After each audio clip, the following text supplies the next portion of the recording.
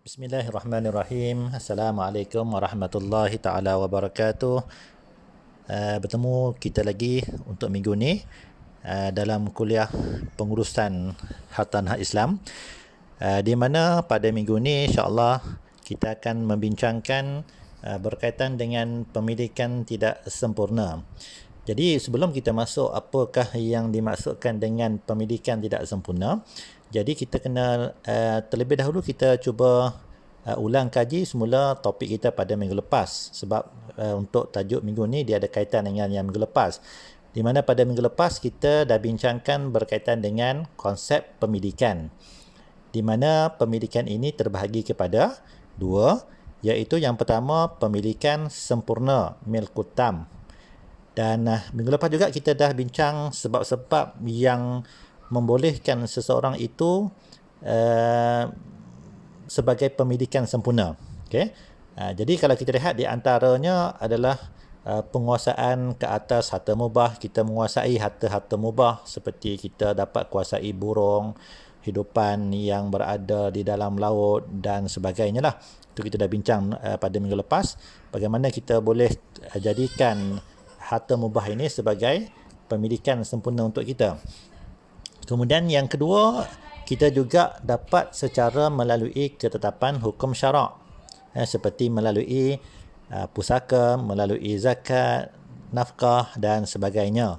Kemudian yang ketiga adalah secara kontrak yang diharuskan oleh syarak, seperti kita beli, maka barang yang kita beli itu akan menjadi pendidikan sempurna bagi kita, ataupun harta yang dihibahkan kepada kita, harta yang diwasiatkan kepada kita, ataupun ada orang sedekah dan macam-macam lagi. Jadi itu perbincangan kita berkaitan dengan sebab-sebab yang membolehkan sesuatu benda itu menjadi pendidikan sempurna bagi kita. Okey. Jadi untuk minggu ni kita nak teruskan dengan pendidikan tidak sempurna. Jadi pertama sekali kita nak lihat dahulu apakah yang dimaksudkan dengan pendidikan tidak sempurna. Kalau kita lihat kepada definisi dia, pendidikan tidak sempurna ni maksudnya dia merupakan suatu pendidikan yang terbatas. Sama ada kita hanya memiliki salah satu daripada elemen yang ada pada harta. Sebelum ni kita dah bincang dah, elemen yang ada pada harta biasanya ada dua. Yang pertama kita boleh kuasai, dan yang kedua kita boleh manfaatkan. Jadi kalau seseorang itu dia memiliki kedua-duanya sekali, maksudnya kita boleh kuasai dan pada masa yang sama kita boleh manfaatkan, itu kita namakan sebagai pendidikan sempurna. Okey. Jadi kalau pendidikan tidak sempurna, kita hanya memiliki salah satu daripada kedua elemen ini.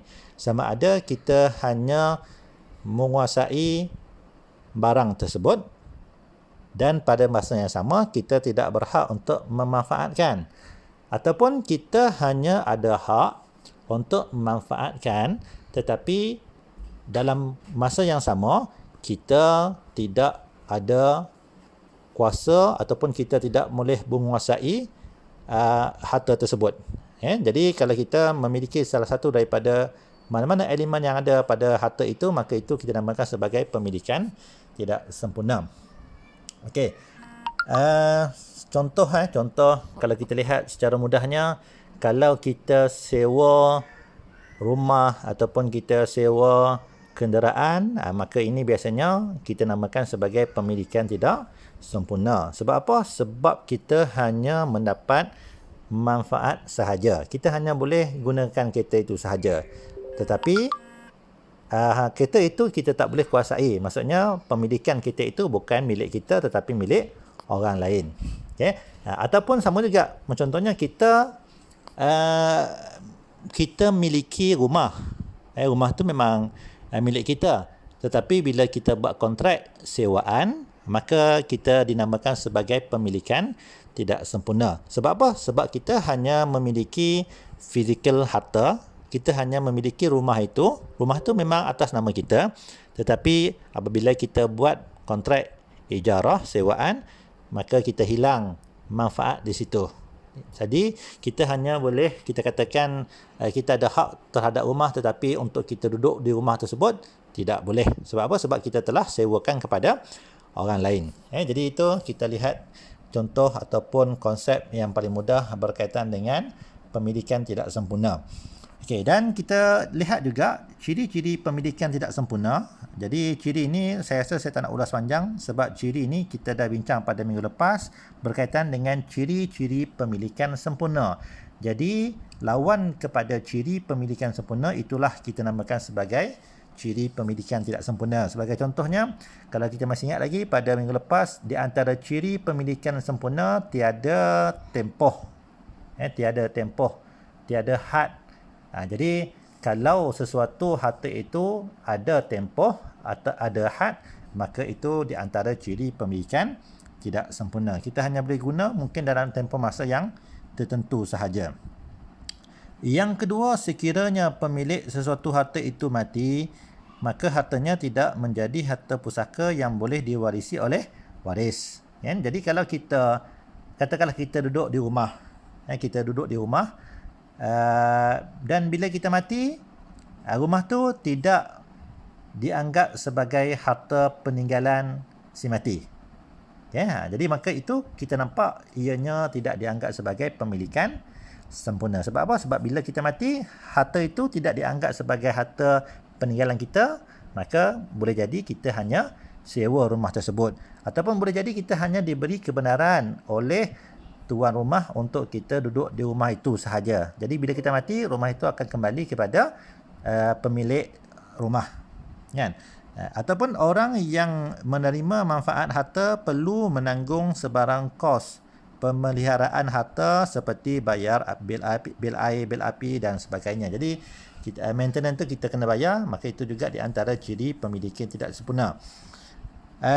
Dan apabila tempoh penggunaan telah berakhir, maka harta ataupun hak sesuatu harta hendaklah diserahkan semula kepada pemiliknya yang sempurna. Jadi bila berakhir sesuatu tempoh, contohnya kita sewa rumah, kita sewa rumah ataupun kita sewa tanah lah, katakanlah selama setahun. Jadi bila habis tempoh setahun, maka kita perlu pulangkan semula tanah tersebut kepada pemilik tanah.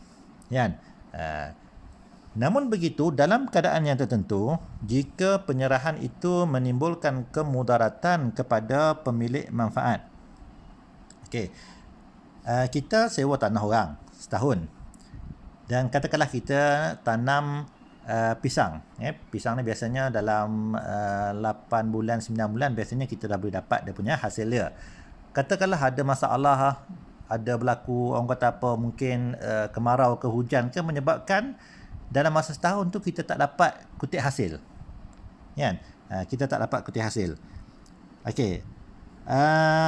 Dan sebab tu kita lihat dalam Islam, apabila berlaku keadaan tersebut, maka tempoh tersebut perlu dipanjangkan lagi. Maksudnya tempoh tu pemilik tanah dia tak boleh serta-merta, dia kata contohnya hari tu kita buat kontrak setahun, sekarang ni dah tamat setahun, so kamu kena keluar daripada tanah aku. Tak boleh. Sebab apa? Sebab hasil tu pengusaha dia tak dapat lagi, ataupun petani tu dia tak dapat lagi kutip hasil. Mungkin kena tunggu lagi dalam sebulan atau 2 bulan barulah dapat kutip hasil, kita katakan tanaman tadi. Jadi maksudnya kalau perlu extend lagi dalam 2 bulan, maka kena extend lagi lah 2 bulan tu supaya kita katakan penyewa tadi ataupun petani tadi dia dapat hasil. Kalau terus setahun tu kita katakan tak boleh nak extend, maka di situ kalau kita lihat dia akan mendatangkan mudarat kepada tuan tanah.